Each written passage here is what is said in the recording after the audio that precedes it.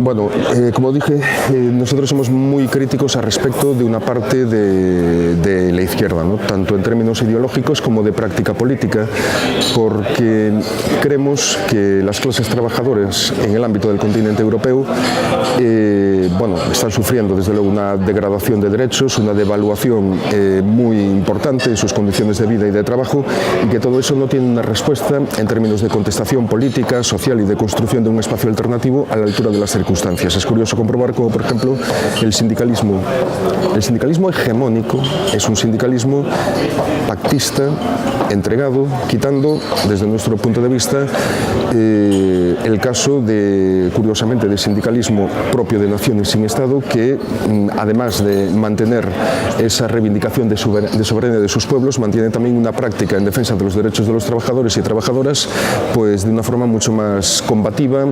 asamblearia y de nuestro punto de vista mucho más efectiva, ¿no? Por tanto, esa izquierda que tiene valorado positivamente cuestiones como la llamada primavera árabe y este tipo de cosas, bueno,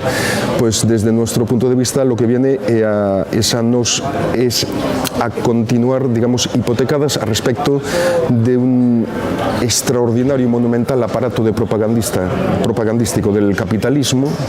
que da por buenas las agresiones imperialistas, sean vastas o sean elegantes. Me refiero, el imperialismo se puede manifestar por la vía diplomática, por la vía militar, por cualquier tipo de vías, ¿no?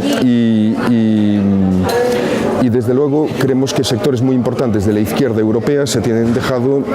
ensoñar por este tipo de dinámicas a nivel mundial, ¿no? Las revoluciones naturalmente deben ser democráticas, pero deben también vincularse al espacio material al que representan, en concreto los intereses de los trabajadores y las trabajadoras, ¿no? De las clases populares.